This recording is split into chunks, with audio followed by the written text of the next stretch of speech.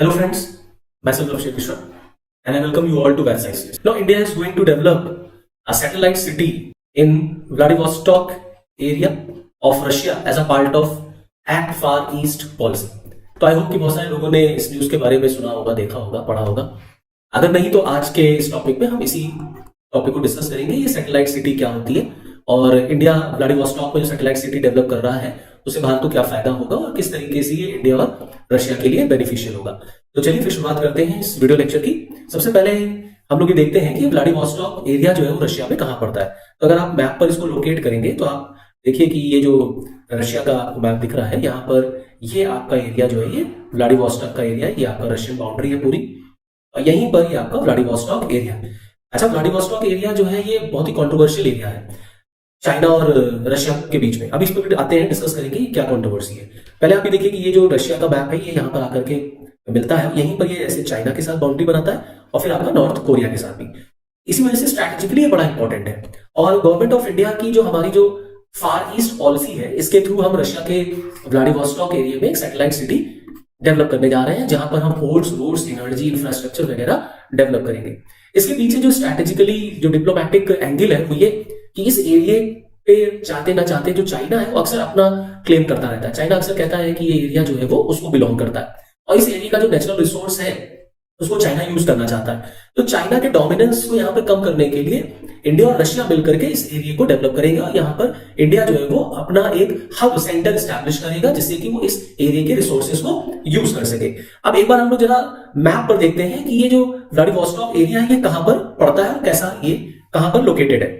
ये आप देखिए यहाँ पर आपका रशिया का जो ये एरिया है व्लादिवोस्टॉक, वो ये एरिया है, और यहीं पर जो ये आपका जो बाउंड्री आप देख रहे हैं, यहीं पर जो ये एरिया है, इसी पेरिफेरल एरियाज पर, इसी आउटस्कर्ट एरियाज पे सैटेलाइट सिटी इंडिया जो है वो डेवलप करेगा। नाउ बिफोर मूविंग फॉरवर्ड एक बार हम पहले समझ लेते हैं सैटेलाइट सिटी क्या होती है, ठीक है, फिर पूरी न्यूज़ हम लोग कवर करेंगे क्या न्यूज़ है पूरा। तो एक बार जल्दी देखते हैं सैटेलाइट सिटी क्या होती है। तो देखिए सैटेलाइट सिटी एक तरीके से आप ऐसे समझिए एक ट्विन सिटी के फॉर्म में डेवलप किया जाता है। कोई ऐसा कोई बहुत हम कोई शहर नहीं डेवलप करने जा रहे हैं, एक इंडिया वहां पे अपना सेंटर डेवलप करेगा जिससे कि वहां पर के जो इकोनॉमिकल एक्टिविटीज है उसको हम वहां पर जो है वो कंक्लूड कर सके, वहां पर उसको कंटिन्यू कर सके। और चेन्नई और रशिया, ये चिंया ऐसे कह लीजिए, चेन्नई और व्लादिवोस्टॉक के बीच में आप देखिए एक सी रूट भी डेवलप किया जा रहा है। ये जो चेन्नई और व्लादिवोस्टॉक के बीच में जो सी रूट डेवलप होगा, इसकी जो टोटल लेंथ आप देख रहे हैं वो है 5647 नॉटिकल माइल्स। अभी आप देखिए कि इंडिया को अगर रशिया से व्यापार करना होता है तो जो मुंबई टू सेंट पीटर्सबर्ग हमारा जो ट्रेड होता है वो अप्रोक्सीमेटली 8675 नॉटिकल माइल्स का है। जब ये डेवलप हो जाएगा चेन्नई टू व्लादिवोस्टॉक तो ये जो रूट है हमारा, ये जो लेंथ है हमारी, जो नॉटिकल माइल्स है हमारे, ये रिड्यूस हो जाएंगे। तो कहीं ना कहीं इकोनॉमिकली भी हमारे लिए बेनिफिशियल होगा और प्लस यहाँ पे हम अपनी प्रेजेंस को शो कर सकेंगे। इंडिया और रशिया के रिलेशंस जो है वो और मजबूत होंगे और चाइना को हम काउंटर कर सकेंगे।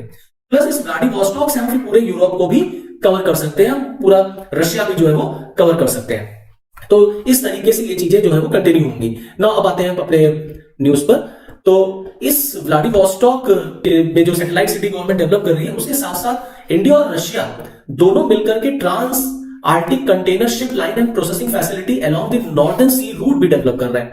भारत और रूस मिलकर के नॉर्दर्न सी रूट पर भी काम कर रहे हैं जो कि एक अल्टरनेटिव प्रोवाइड करेगा। अगर ये नॉर्दर्न सी रूट हमारा जब बन जाएगा तो ये एक अल्टरनेटिव सी रूट हो जाएगा to transport cargo from India to Europe. अभी जब हम व्यापार करते हैं तो आप ये देखिए कि मेनली जो व्यापार का जो सबसे इंपॉर्टेंट रूट है वो स्वेज रूट है। और अगर आप देखिए जो ये साउथ ईस्ट एशिया है, यहाँ साउथ ईस्ट से अगर आप यूरोप को कवर करेंगे तो आप ऑब्वियसली बात है स्वेज कैनाल के ही थ्रू आप जाएंगे, मेडिटेरियन सी होते हुए, रेड सी होते हुए, मेडिटेरियन सी होते हुए आप ऐसे जो है आप यूरोप में एंटर करते हैं, यूरोप को कनेक्ट करेंगे, फिर आप रशिया को कनेक्ट करेंगे। तो लगभग इसकी जो लेंथ पड़ जाती है वो 23,000 किलोमीटर की हो जाती है।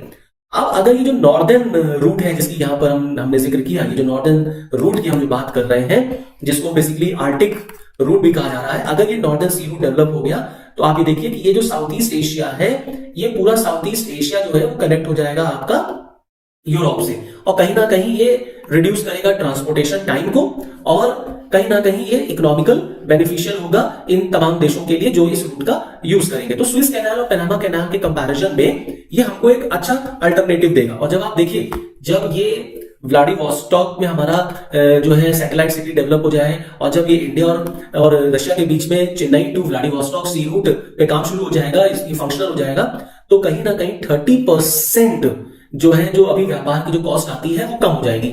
तो 30% तक हम व्यापार को अपने सस्ता कर ले जाएंगे। इस वजह से स्ट्रैटेजिकली इंडिया के लिए एरिया बड़ा इंपॉर्टेंट है, हमारे लिए बहुत इंपॉर्टेंट है, लेकिन ये एरिया उतना ही कॉन्ट्रोवर्शियल भी है। कॉन्ट्रोवर्शियल इसलिए है क्योंकि अक्सर चाइना जो है इस व्लादिवोस्टॉक एरिया को अपना शुरू करता रहता है। क्लियर, वो कहता है कि ये जो व्लादिवोस्टॉक एरिया है जिस पर रशिया ने कब्जा कर रखा है, ये एक्चुअली में पास्ट में चाइना का एरिया हुआ करता था और इसका नाम हुआ करता था हाइशेन वाई।